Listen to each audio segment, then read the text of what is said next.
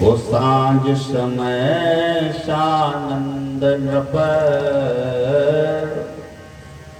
गयो के कई गे है गवन निठुरता निकट किय जनु धर दे स्नेह। भरोसा रखना कि अगर दशरथ जी सांझ समय सानंद नप और गयऊ के कही गे है, इसकी जगह संध्या बंदन करने चले जाते तो राम जी सुबह होते होते राजा बन गए होते। लेकिन ये भवितव्यता है। भवितव्यता शब्द दो लोगों के लिए आया है, एक दशरथ जी के लिए और एक प्रताप भानु के लिए। तो भवितव्यता क्या है कि कोई भी कार्य हो रहा हो उसके जगह कोई दूसरा कार्य होने लगे, ऐसी परिस्थितियां निर्मित हो जाएं कि जो कार्य होना चाह रहा था उसकी जगह बिल्कुल विपरीत कार्य हो जाए। जैसे ही आज कैकेयी के महल में पहुंचे तो कोप भवन सोने सकोचे राओ, कोप भवन सोने सकोचे राओ, बस आदन परय न ताओ, बस आदन परय न ताओ। जैसे ही सुना कि रानी कोप भवन में है, गोस्वामी जी महाराज कहते हैं कि एकदम कुमला गए। कौन दशरथ जी एकदम कुमला गए कि जिसको इंद्र भी आधा सिंहासन देता है, इंद्र भी जिसकी बाहुबल के कारण निश्चिंत होकर के अपना इंद्रासन चला रहा है, वो राजा दशरथ ने जैसे सुना कि पत्नी कैकेयी कोप भवन में तो एकदम से सहम गए। क्या कहा कि प्राण प्रिया के है तो रिसानी, के है तो रानी रिसानी, पर सत पानी पति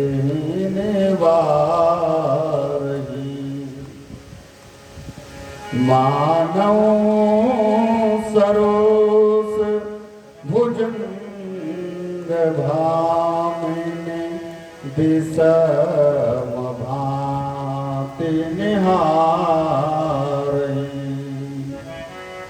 दोरु बासना रसना दशनो बर परम ठाहरो दे गई, तुलसी नृपते भव व्यता, बस काम कौतुक ले कहीं, तुलसी नृपते भव व्यता।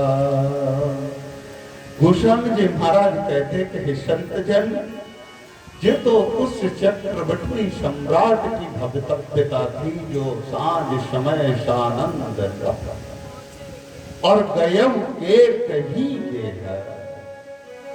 अरे प्रतिदिन तो वो संध्या बंदन करते थे और ये भव्यतव्यता ही थी कि वहां लेके पहुंच गई। अब तो कैकेयी तो कुछ नहीं बोली,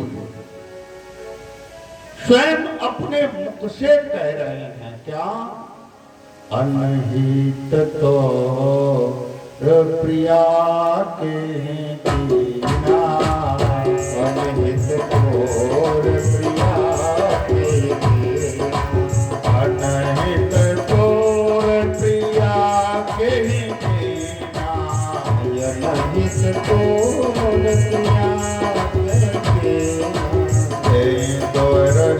दीना,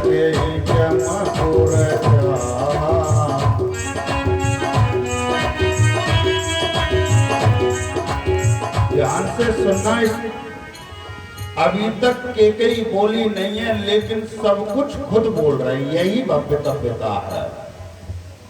प्रताप भानु से उस कपटी मुनि ने कुछ नहीं कहा था, खुद मुंह से कहा था कि मुझे त्रैलोक्य का स्वामी बना दो, मैं तब 100 कल्पों तक मेरा राज्य सतत चलता रहे। तब उस कपट मुनि ने कहा था तो तुम्हें ब्राह्मणों को अपनाना पड़ेगा।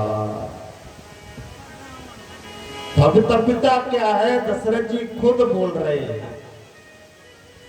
जैसे ही कहा किसको यमपुर जाना है, कि कहीं ने निश्चय कर लिया कि तुमको ही यमपुर जाना पड़ेगा। और कहू के ही रंग कहीं करहु नरेशो, कहू के करहु नरेशो, कहू के रंग कहीं करहु नरेशो, के रंग कहीं करहु नरेशो, कहू के खबरने का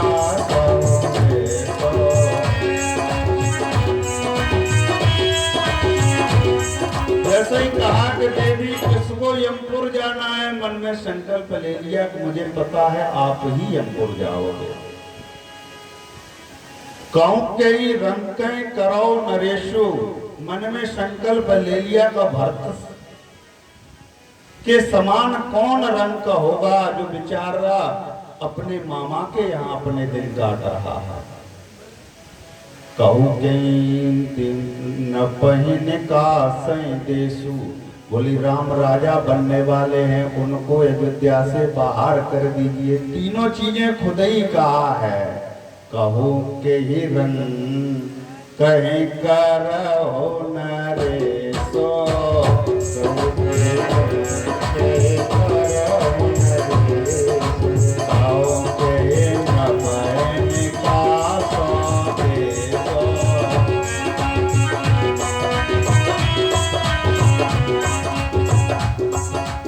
राजा ने कहा, हे रानी, मैं राम की शपथ लेता हूं, तुझे जो चाहिए वो मांग ले, लेकिन खड़ी होकर के ये जो कुबेश तूने बना रखा इसको त्याग दे रानी। और जैसे ही राम की शपथ ली, जैसे ही कहीं ने गहने आभूषण पहनना शुरू कर दिए। कहा ठीक है, राम की शपथ लेते हो तो मैं मान जाती हूं और अपना श्रृंगार पुनः रचा लेती हूं। तो जैसे ही श्रृंगार को पुनः धारण किया, दशरथ जी ने कहा कि पता है तुमको क्या कि राम ही देहु काल युवराजू, कि कहीं फिर भी नहीं बोली। सारी चर्चा अभी तक की दशरथ जी स्वयं कर रहे हैं। किसको के प्राणों को हरण करना है, किसको देश से निकालना है, किसको राजा बनाना है। राम जी की शपथ खाता हूं, जो चाहिए वो ले लो। लेकिन ये कई मुंह से अभी तक नहीं बोली। जैसे ही कहा कि राम को राजा बनाऊंगा मैं कल, तो राम जी के राज्य अभिषेक पे तो कुछ नहीं बोली, लेकिन एक चीज कहने लगी, क्या का मांगो मांग पे कहो पिया, और कबहु मैं दे हो न ले हो, देन कहो वरदान दोए, देव पावत संदेहो।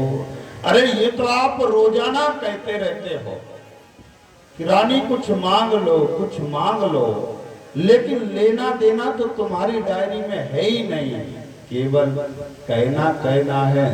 इतना जैसे ही कहा तो दशरथ जी कहने लगे कर रघुकुलरी ते सदा चले आए,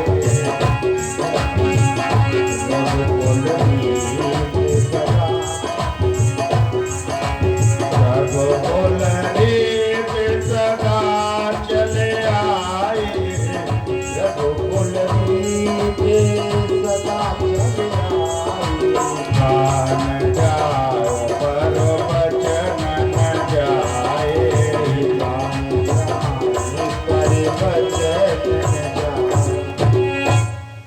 कहने लगे कि देवी शायद तुम भूल रही हो, जिस रघुवंश का मैं राजा हूं वहां के तो राजा है, वहां के पूर्वज तो ऐसे हैं कि प्राण चले जाए लेकिन वचन खाली नहीं जाता है। इसलिए अभी तक तुम मुझे गलत दोष दे रही हो। अरे तुमने ही तो कहा था कि ये वरदान तुम पे उधार रखे हुए हैं, जब मुझे जरूरत पड़ेगी तब मांग लेंगे। और जैसे ये कहा,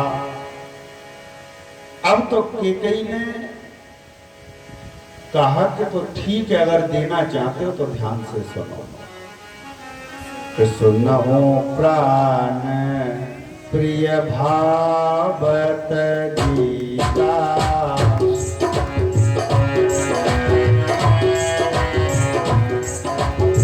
जो रानी मुंह से बात तक नहीं कर रही थी और राजा दशरथ जी जब छू रहे थे तो ऐसे फुसकार रही थी जैसे सांपन फुसकारती, हाथ को ऐसे अपने शरीर से छुड़ा के फेंकती थी जैसे कि कोई सांपे न हो।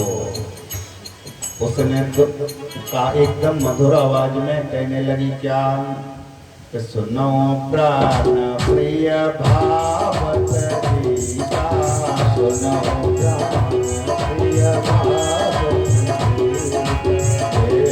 एक पर भरत गीता,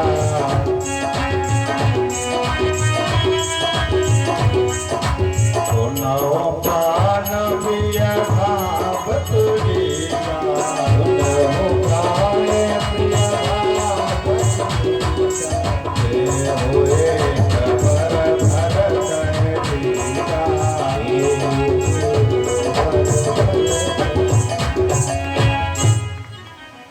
एक बात विचारने योग्य है, भरत को राजा बनाने का वरदान जो कैकेयी ने मांगा है पहला, वहां केवल प्रिय वचन कहे। कैकेयी मां को राम जी की शपथ भले ही दशरथ जी ने ले ली है, आप लोग कहते हो कि कैकेयी मां दोषी है। जैसे ही दूसरा वरदान मैया कैकेयी मांगने के लिए तैयार हुई, भले राम जी की शपथ ले लिए, रघुवंश की आन बान शान का बखान राजा दशरथ कर रहे हैं,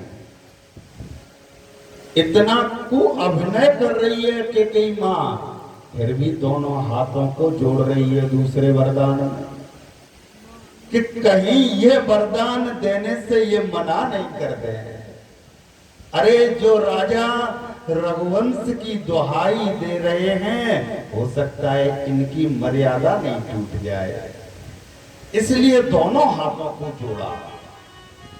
व्यवहारिक दृष्टि से अगर विचार किया जाए तो कैकेयी को यहाँ हाथ जोड़ने की क्या आवश्यकता थी।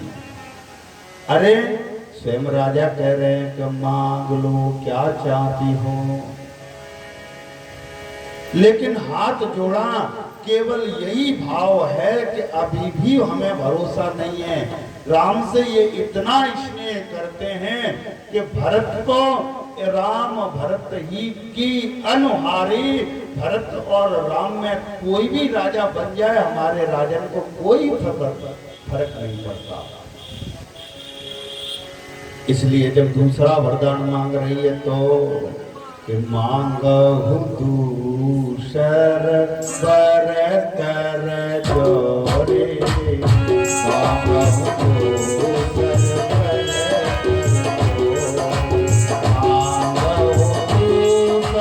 बर कर जोरे, मांगहु दूसर बर कर जोरे, बहु नाथ मनोरथ मोरे।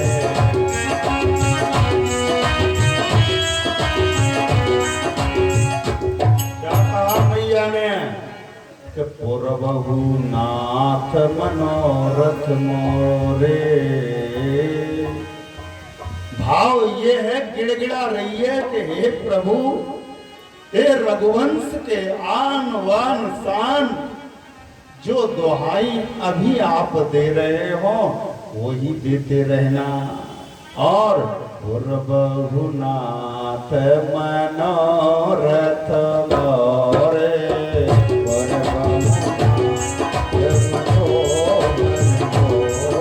मैया ने विचार किया अब जो हम मांगने जा रहे हैं,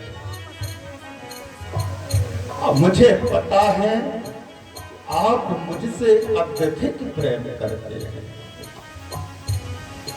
सभी रानियों में अगर सबसे ज्यादा स्नेह आपने किया है तो वो मुझसे किया है।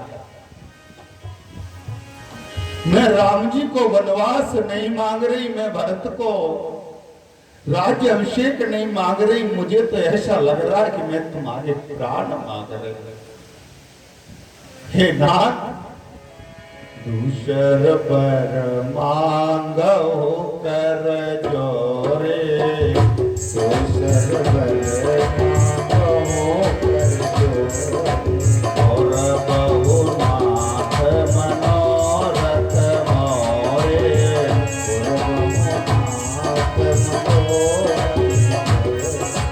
तापस बेस विशेष उदासी, तापस बेस विशेष उदासी, 14 बरस राम बनवासे, 14 बरस राम बनवासे, तापस बेस विशेष उदासी, तापस बेस विशेष उदासी, 14 बरस राम बनवासे, 14 बरस राम बनवासे। जैसे ही कहा कि तपस्वी भेष में राम जी 14 वर्ष के लिए वन चले जाए। एक विचार करके देखना, अगर मेरी मैया कैकेयी राम से द्वेष रखती होती तो क्या 14 वर्ष के बाद राम जी राजा नहीं बने थे क्या? अरे वो तो ये कहते थी कि राम कभी अयोध्या में ही ना आए, लेकिन उसको पता है कि रावण की आयु में केवल 14 वर्ष शेष हैं, इसलिए कहा कि तापस बेस विशेष उदासी,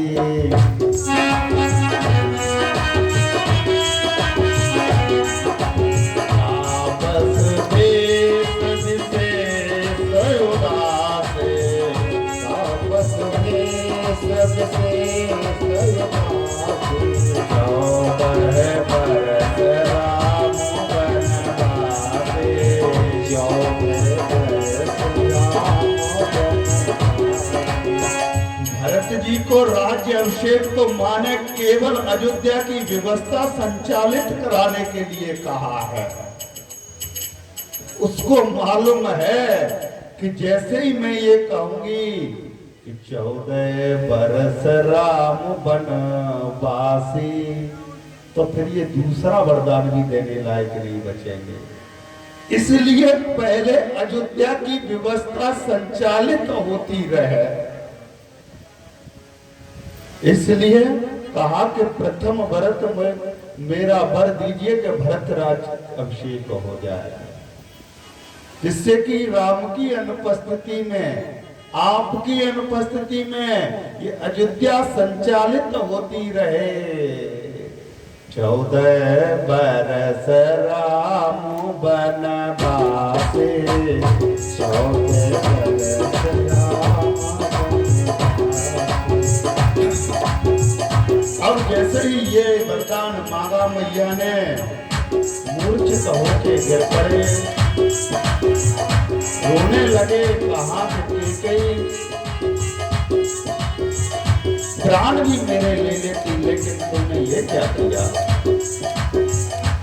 कैकेयी मां इतनी निठुर हो गई कि दशरथ जी में से अभी तक उसने कोई भला बुरा नहीं कहा था, लेकिन मां ने कहा कि कहीं ये मना नहीं कर दे, कहीं रघुवंश की आन वान शान और मर्यादा को परित्याग नहीं कर दे। इसलिए कहने लगी, अरे मुझे तो पहले ही मालूम था कि तुम मुझे कुछ दे नहीं पाओगे। अरे तुम तो सत्य को छोड़ दो और अपजस ओढ़ लो। इतना भला बुला कहने लगी जिससे कि ये मजबूत हो जाए। और दशरथ जी ने कहा कि देवी तूने ये जो मांगा है, भरत राजा बन जाए कि राम राजा बन जाए, इससे हमें कोई फर्क नहीं पड़ता। अरे मोरे भरत राम दोया मोरे भरत राम दोया सत्य कहे कर शंकर साथी।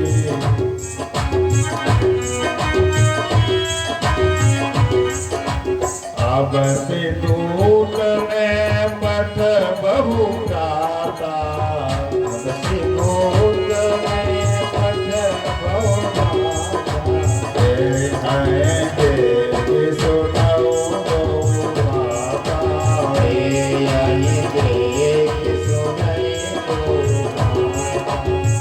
कहा कि देवी अगर तुझे भरत को ही राजा बनवाना है तो कल ही मैं दूध भेज करके भरत को बुलाए लेता हूँ, राजा बना देता हूँ। मेरे तो राम और भरत दोनों आंखें हैं। लेकिन जो दूसरा वरदान मांगा है कि कई माने का मन में सोचा कि भरत को राजा बनाओ या मत बनाओ। होत प्रात मुनि भी सुधरे, जो न राम बन जाए और मोर मनन राय सुअजस, नृप समुझै मन मान। इतनी निठुर मेरी केकई मां बन गई। मन में विचार किया कि ये तो मुझे भी पता है कि आप आवेश जितना प्रेम राम से करते उतना मेरे बेटे भरत से करते, लेकिन मुझे भरत को राजा थोड़ा ना बनाना है। रात होत मुनि भेष धरे और जो न राम बन जाए। हे राजन, दो ही चीजें होगी, या तो कल सुबह राम बन को चले जाए, नहीं तो मैं मर जाऊंगी और आपको अपजस लग जाएगा। इसलिए राजन, आप इससे तो अच्छा राम की शपथ मत नहीं लेते हो, मना कर देते मुझसे, तो कम से कम लोग ये तो नहीं कहते कि रघुवंश की मर्यादा टूट गई। अरे देकर भी आप दे नहीं पाओगे तो इससे बड़ा अयस आपका फिर संसार में क्या होगा। इसलिए अगर आपने नहीं दिया तो मैं अपने प्राणों को परित्याग कर दूंगी। इतनी निठुर जब मां बन गई तब जाके मेरा राम से मर्यादा पुरुषोत्तम राम बन पाया है। प्रात होत मुनि भेष धरे, जो न राम बन जाए। अब तो दशरथ जी ने केवल एक बात कही कि तोर कलंक को मोर पछताओ, तोर कलंक मोर पछताओ, हुए हो न मिटे न चाहे पाओ।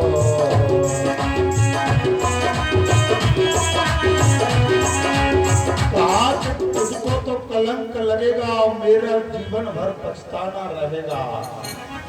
और इतना कहते कहते मूर्छित होके गिर गए और राम राम राम राम कहने लगे।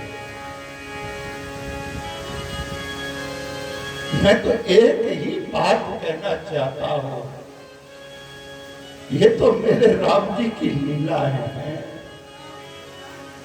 आप कभी किसी को भरा हुआ मत कहना, चाहे वो मेरी केकई मां हो, क्या दशरथ जी हो। क्यों? क्योंकि वही है बोझी सो राम रचेगा, वही सो